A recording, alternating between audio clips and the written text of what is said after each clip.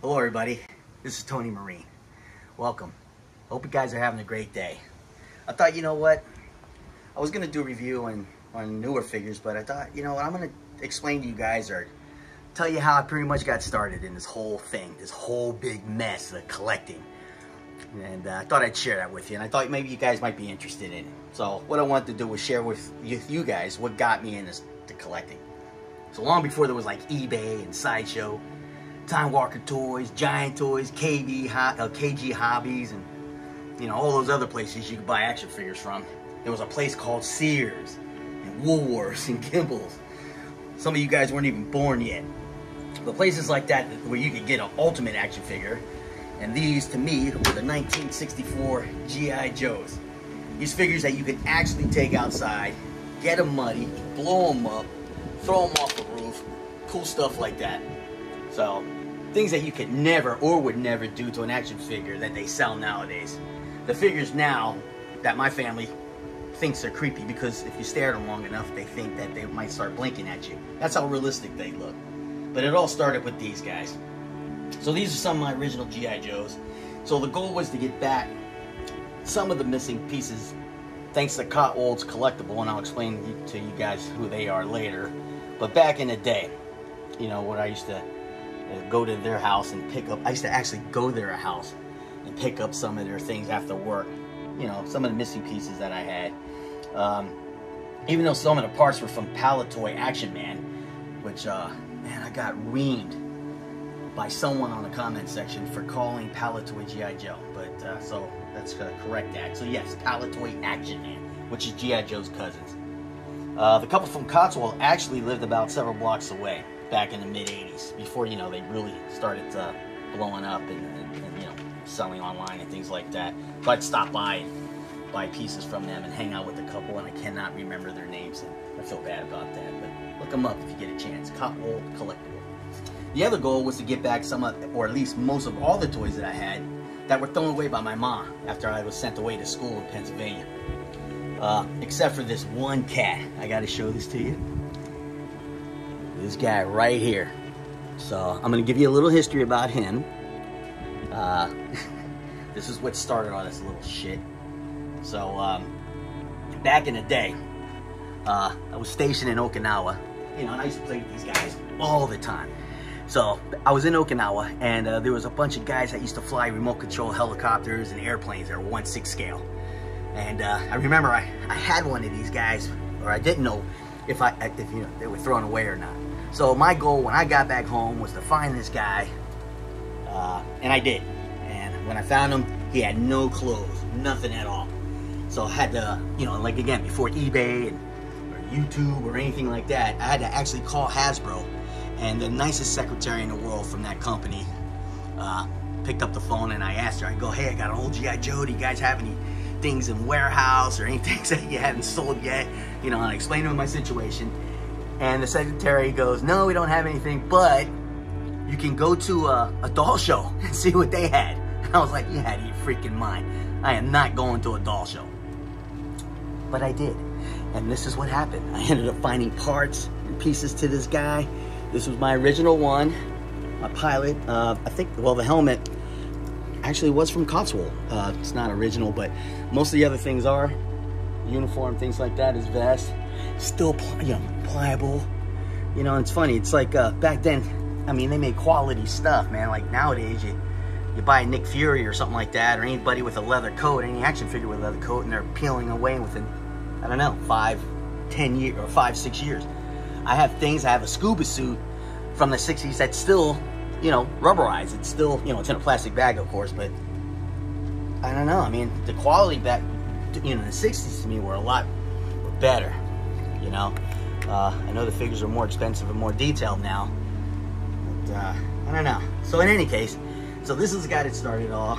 You know, he's been with me through marriages, kids, divorces, marriages, jobs, stuff like the thing this guy has seen. This is my man. And this is the guy, this little shit, that started all of this. And these are just a few of some of the things I have, but these are the soldiers of the world. And I remember back then when I actually started getting back into it, when I found a figure like this, or like this rather, and it didn't have the scar, I didn't think it was an original G.I. Joe. Because, you know, obviously I didn't do the research, and I just thought it either came with painted hair or fuzzy hair. This guy right here, I know they have this thing, Hot Toys comes out with this thing called the PERS system, but this was the original Eagle Eye. So I gotta be real careful with this guy, he's a little flashy. But again, now everybody's making a big deal out of, oh yeah, you can move the eyes, but this is what you could do with these guys back then. So, and then the comparison, I brought these out because I bought these for my kid, and I hated these things. I was all excited when they said they were coming back out with G.I. Joe, but it just wasn't the same as the ones I played with, or the ones I just got done showing you guys. He never played with it. We did shoot it up with paintballs. That was kind of fun. This right here brought this guy back out.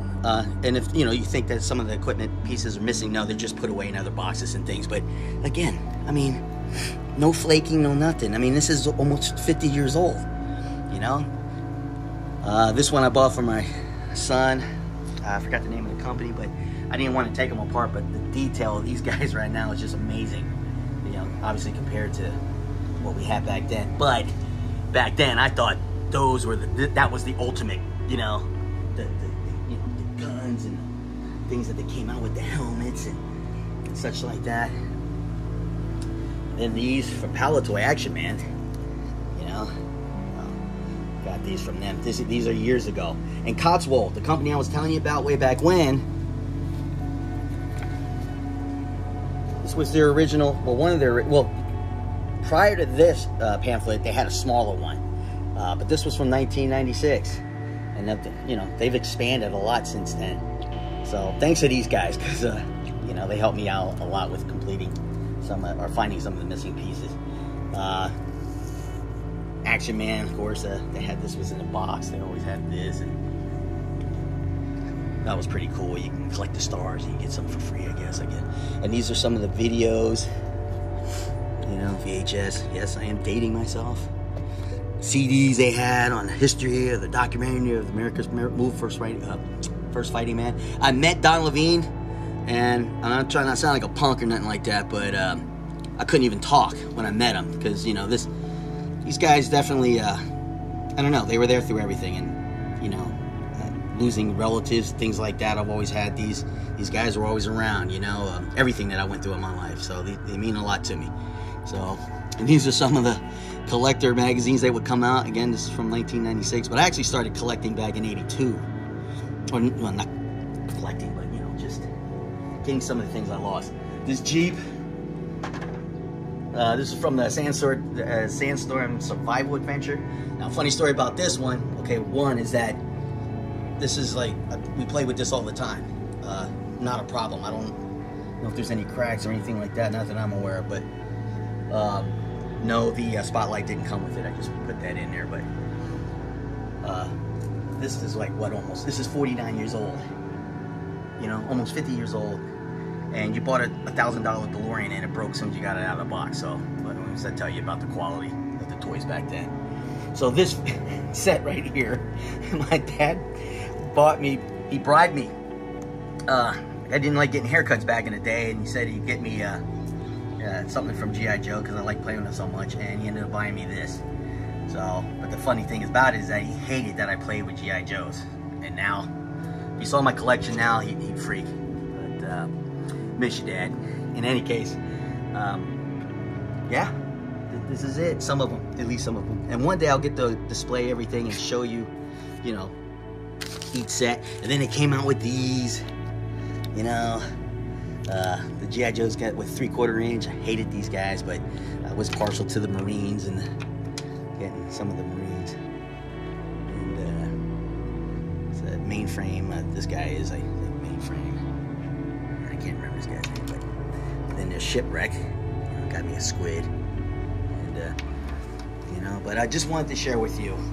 You know, we used to take these things out in the backyard. In fact, show the backyard real quick. I think I've played in my backyard more than my sons have with these things. So, you know, I even got a Rock Hobby 1/6 scale Jeep. That's back away somewhere, but one day I'll show it to you. But I just wanted to share with you guys, you know, why I got into collecting, how I got into collecting. show you some of the guys that I have. There's a lot more, but they're all packed away. All because of this guy right here. So anyway, I hope you enjoyed this little segment. You know, hit the like and subscribe. Make a comment if you want. That'd be cool, but I just wanted to share this with you guys. I hope you guys have a great day. Happy collecting. Semper Fi. Hoorah.